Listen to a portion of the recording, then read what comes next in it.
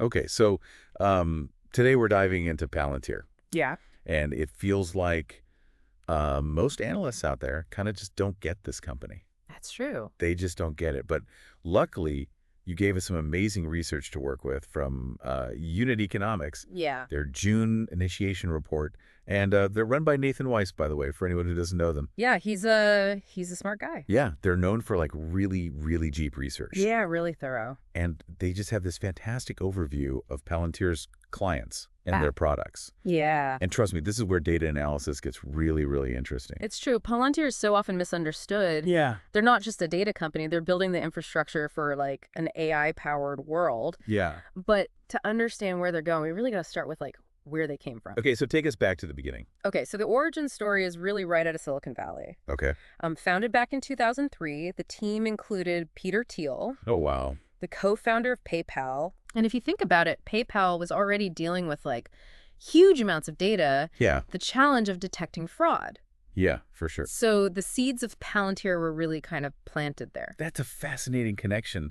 So they took those fraud detection techniques and applied them to what exactly? Whoa. Who were their first clients? Okay, so their first client, this was the CIA in 2005. The CIA? Oh. Yeah, and they were even partially funded by In-Q-Tel, which is the CIA's venture capital arm. Wow. Talk about a high-stakes first project. Yeah, the CIA. No wonder people find them a bit mysterious. Right. So what exactly were they doing for the intelligence community? Was it Where- all about, like, hunting down terrorists? I mean, that was definitely a part of it. Yeah. But their work was much broader than that, you know? Okay. Their first platform, Gotham, which launched in 2008, was designed for all sorts of government and intelligence work. Gotham, like Batman. Exactly.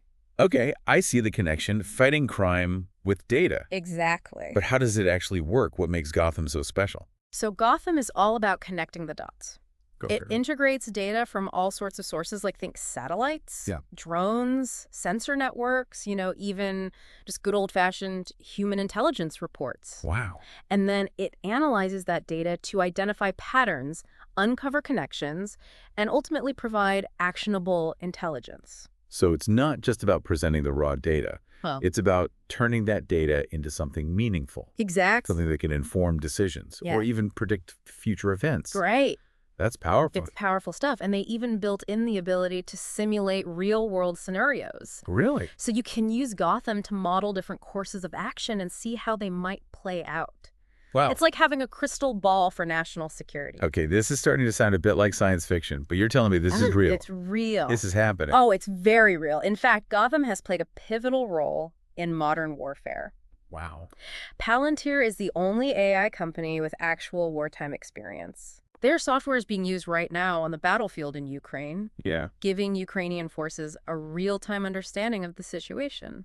I remember reading about that. Didn't Alex Palantir's CEO actually, like, personally walk into Ukraine to offer their software to Zelensky? That's right. He crossed the border on foot Wow. to meet with Ukrainian officials, and that really underscores how seriously they take the mission. You know, they're not just building software, they're Yeah. trying to shape the future of global security. Yeah. And with recent contracts like that $178 million Titan project with the U.S. Army, Right. it's clear that the age of the AI battlefield is here. And Palantir's leading the charge. Yeah.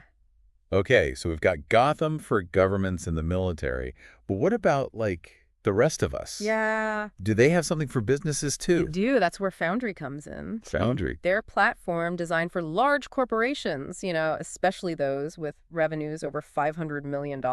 So your Fortune 500 companies, like the big players. Ex- But what's the big deal with Foundry? Don't businesses already have tons of data?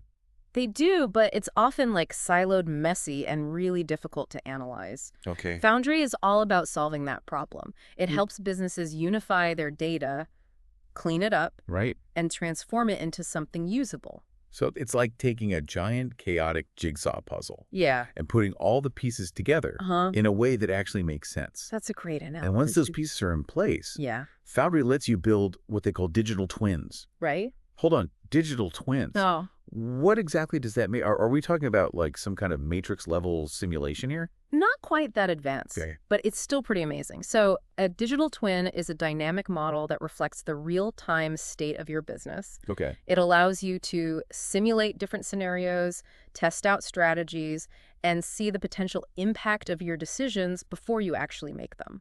So it's like having a virtual sandbox Yeah, where you can experiment and see what works best without any real-world consequences. exactly. That sounds incredibly powerful for businesses, Good. especially when you're dealing with like complex global operations.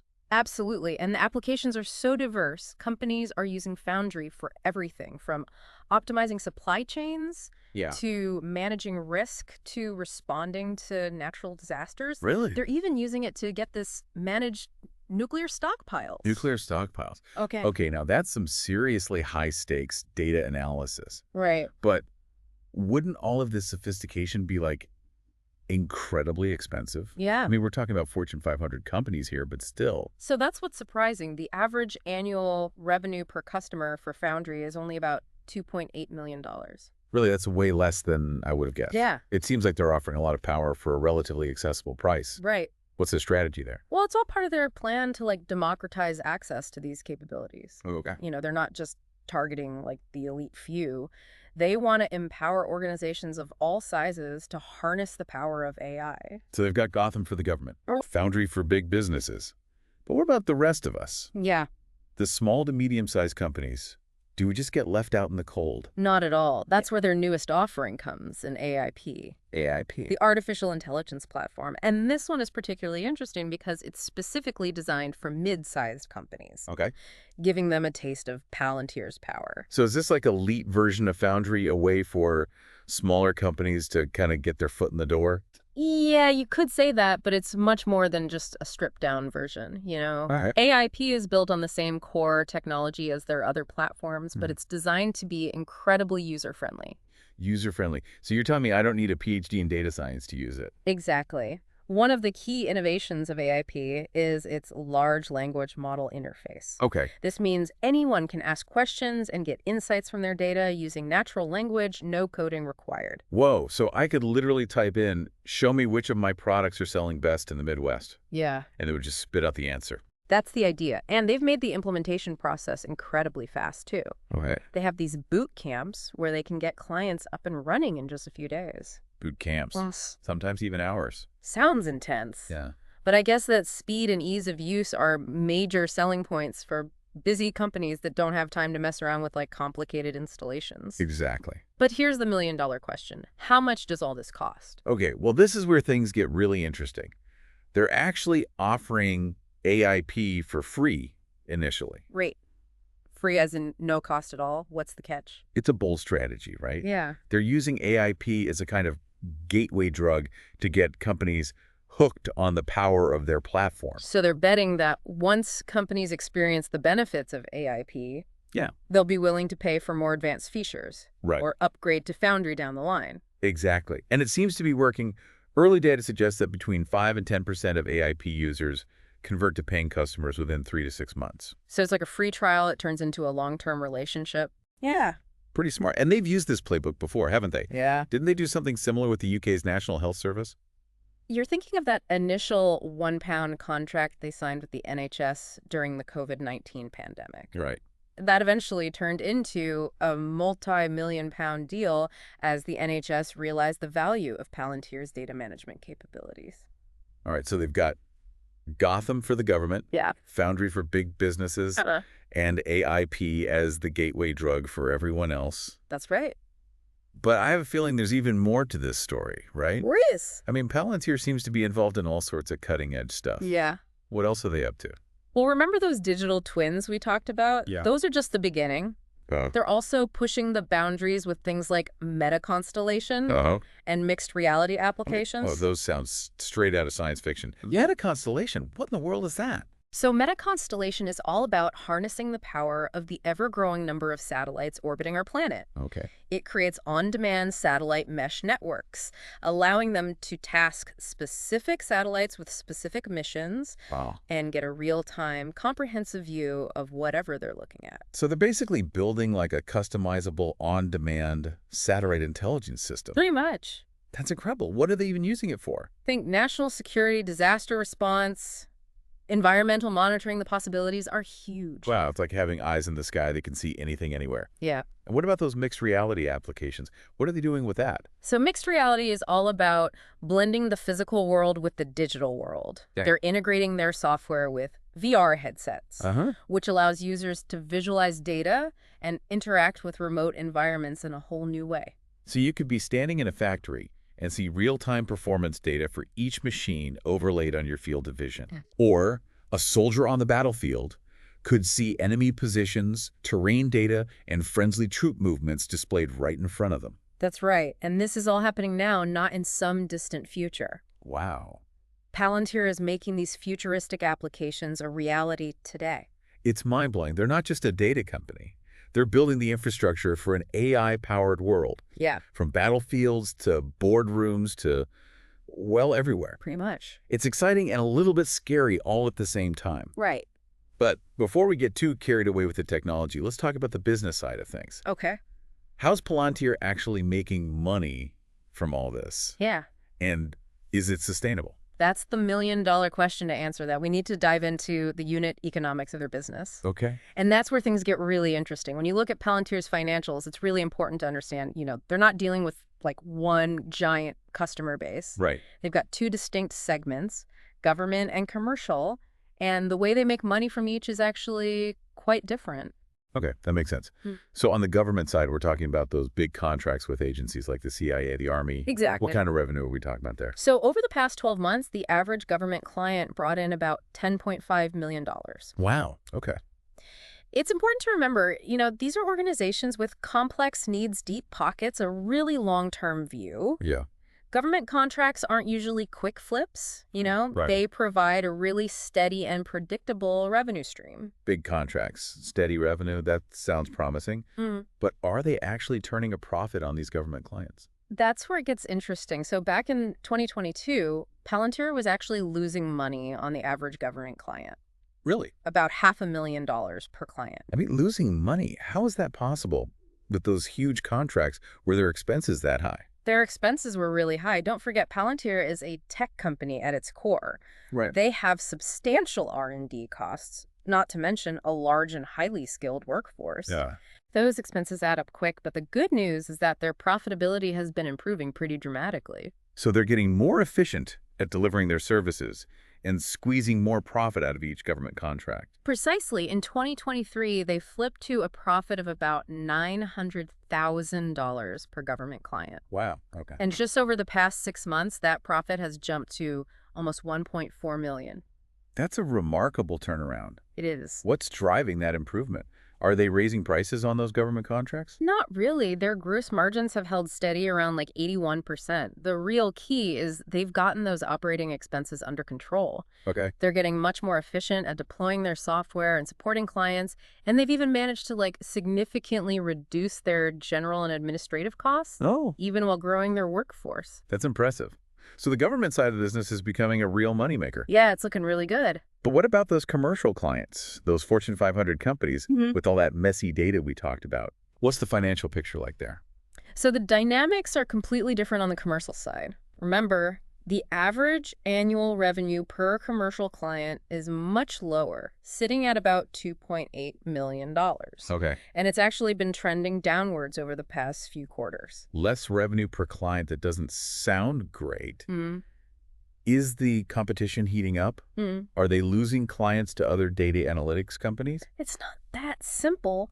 Remember those AIP boot camps we discussed where they're practically giving the software away for free Right. and getting companies hooked? Their gateway drug strategy. Exactly. That huge influx of new clients through AIP is actually what's pulling down the average revenue per customer. Okay. And that's not necessarily a bad thing. So they're sacrificing short-term revenue for long-term growth. Yeah. They're banking on those smaller clients eventually upgrading to Foundry. Right. Or needing additional services. You got it. They're playing the long game, and so far it seems to be working. What's even more interesting is their gross margins on the commercial side are actually increasing, meaning those new clients are opting for more off-the-shelf solutions that require less customization.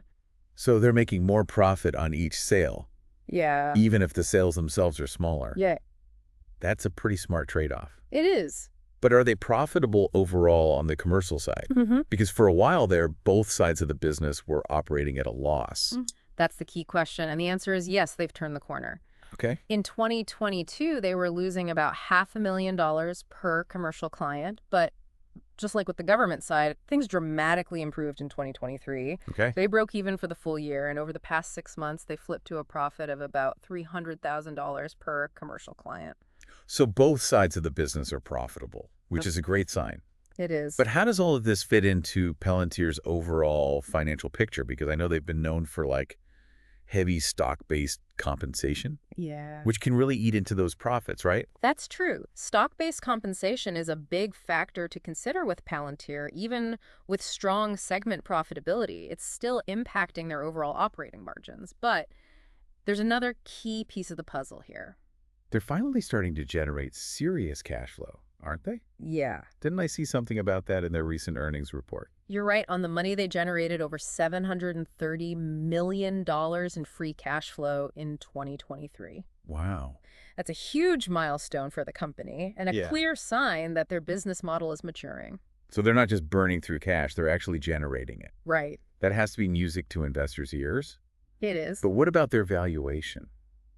Palantir has always been a bit of a controversial stock, hasn't it? It It's has. trading at pretty high multiples compared to other software companies. That's a fair point. They're currently valued at over 50 times their forward earnings, which is definitely on the high side, but you have to remember they're growing incredibly fast and their profitability is rapidly improving. So the big question is, can they sustain this growth? Because if they keep adding customers at this pace and their operating leverage continues to improve, Yeah. their earnings could really take off in the next few years. But that's a big if, right? It is, and that's what makes Palantir such a fascinating company to analyze. They're at the forefront of a major technological shift, and they're executing their strategy really aggressively. Yeah. But there are risks, of course. Okay, like what competition, government regulations, or something else entirely? Those are all valid concerns. Competition in the AI and data analytics space is fierce, and regulations around data privacy and AI usage are constantly evolving. Plus, there's always the possibility of unexpected economic shocks or geopolitical events that could impact their business. And let's not forget, they've had their share of controversies over the years, That's true. particularly regarding their work with certain government agencies. Right. Some people are uncomfortable with their close ties to the intelligence community. Yeah, that's true. And those controversies could resurface or new ones could emerge, which could definitely impact their reputation and their ability to attract clients. Okay, so it sounds like there are a lot of moving pieces here. There are. Palantir is clearly a high-growth, high-risk company with massive potential, Yeah. but also some baggage that could weigh them down. Mm-hmm. So where do we go from here? What's the big picture takeaway? Well, if you look at what the analysts are saying, unit economics is actually quite bullish on Palantir. Okay. They're projecting that the company's adjusted earnings could more than double by 2026, and they've set a pretty ambitious price target of $39 per share. Whoa, a price target of 39, and that's quite a leap from where they're trading now. It is. But I'm guessing those projections are based on some pretty optimistic assumptions. Of course, they're assuming Palantir can maintain a 30% revenue growth rate for the next few years, which is a very aggressive target. Yeah. And they're also assuming Palantir can successfully navigate that complex and rapidly evolving regulatory environment we talked about. Right. Not to mention avoiding any major controversies that could damage their brand. Right, so a lot has to go right for them to hit that price target. A lot has to go right. But if they do pull it off, If they do pull it off, it could be a game changer. yeah. They'd be one of the most valuable software companies in the world, and their technology would be deeply embedded in governments and businesses all over the planet. Okay, so a lot to think about here. Palantir is a complex company with a lot of moving parts, Uh-huh. both on the technology side and the business side. For sure. But one thing is for Really sure, definitely not boring. absolutely not. They're pushing the boundaries of what's possible with data and AI, Yeah. and they're not afraid to take risks, which, as we've discussed, comes with both potential rewards and potential downsides. Absolutely. It's been a fascinating deep dive so far. The implications of Palantir's technology are far-reaching, Yeah. and the choices they make in the coming years will have a significant impact on all of us. It's a story that's still being written. Well said. And we're not done yet. We're going to take a quick pause and come right back to wrap up this deep dive. With some final thoughts on Palantir's future and what you should be watching for as this story unfolds.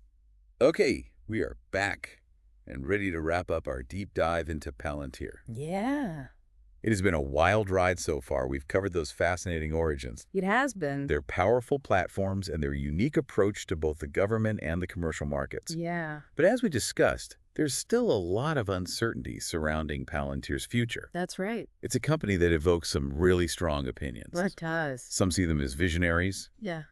pioneers building the tools for a better tomorrow. Yeah. Others view them with suspicion, concerned about the implications of their technology and those close ties to government intelligence agencies. It's true. It's definitely a complex picture with a lot of nuances. Yeah, but I'm curious from your perspective, Yeah. what are some of the key things we should be watching for as Palantir's story continues to unfold? Yeah. What are like the big questions that need to be answered? Yeah. Well, one of the most pressing questions is whether Palantir can maintain their current pace of growth.